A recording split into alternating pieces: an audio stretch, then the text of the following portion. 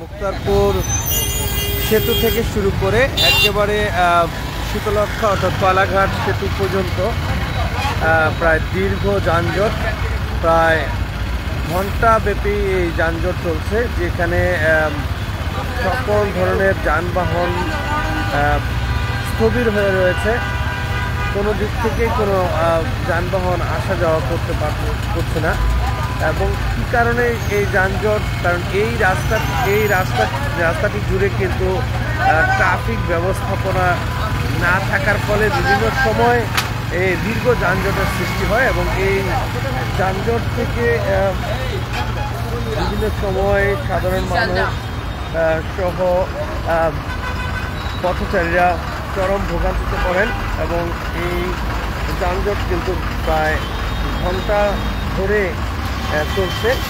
এবং মুক্তারপুর সেতু থেকে এই যানজট কিন্তু শুরু হয়েছে। এখন রাত্র 11:30 বাজে, কিন্তু এখন পর্যন্ত এই যানজট আসলে নিরসনের কোনো গতি হচ্ছে না। তবে গাড়ি আসা শুরু হয়েছে, যানজটটা কিছুটা লাঘবের আশঙ্কা করা যাচ্ছে।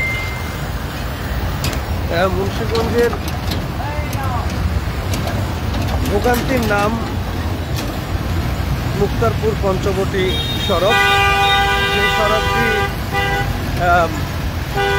বর্তমানে উন্নয়ন কার্যক্রম চলমান থাকায় বিভিন্ন সময় এই সড়কটিতে যানজট সৃষ্টি হয় এবং এই যানজটের ফলে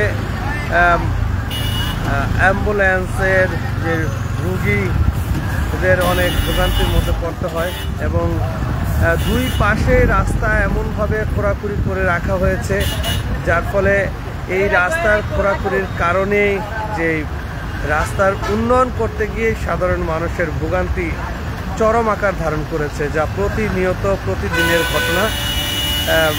তবে আজকের ঘটনাটি একটু ভিন্ন রকম, কারণ এখন রাত্র 11:30 বাজে, যেখানে এই পথটির বর্তমান অবস্থা খুবই ভয়াবহ। যেখানে মুক্তারপুর সেতুর টোল প্লাজা থেকে শুরু করে কয়লাঘাট পর্যন্ত কিন্তু এই যানজট রয়েছে। ধীরগতিতে কিছু কিছু গাড়ি আসতে শুরু করেছে। তবে এই দীর্ঘ যানজটের ফলে কিন্তু সাধারণ মানুষের ভোগান্তি সহ এই পথ দিয়ে যে ঢাকায় যাতায়াতকারী যেই অ্যাম্বুলেন্স রয়েছে, সেই অ্যাম্বুলেন্সগুলো কিন্তু চরম ভোগান্তির শিকার হন। দর্শক, আপনারা দেখছেন যে রাস্তার দুই পাশে কিন্তু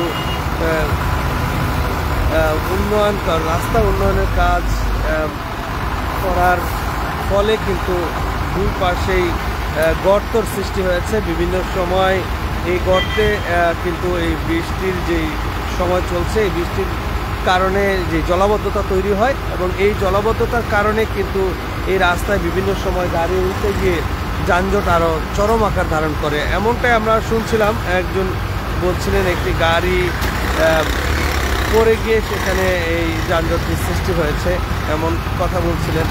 আবার কিছু কিছু সময় এই রাস্তায় সিএনজি অটো যেভাবে চলাচল করে, যার ফলে অহরহ কিন্তু এই যানজটের মুখে পড়তে হয় মুন্সিগঞ্জ টু নারায়ণগঞ্জের যাতায়াতকারী যে সাধারণ মানুষ রয়েছেন তারা এই ভোগান্তির মধ্যে পড়েন।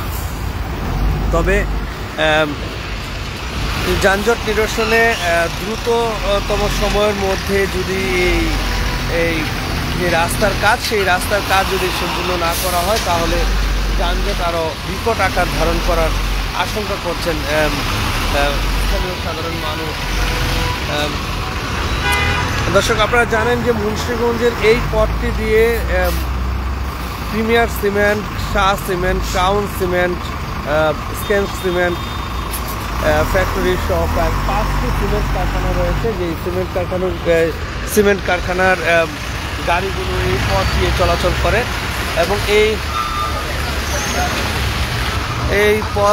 পথ দিয়ে চলাচল করে, যার ফলে এই রাস্তাটি ভয়াবহ ঝুঁকিপূর্ণ অবস্থার মধ্যে রয়েছেন এবং এই রাস্তাটির উন্নয়নে বড় ধরনের